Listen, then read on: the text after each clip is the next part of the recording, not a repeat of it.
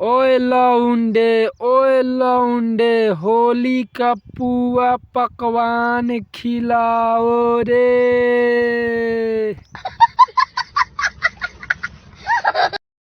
बुनिया पुलाव खिलाओ रे।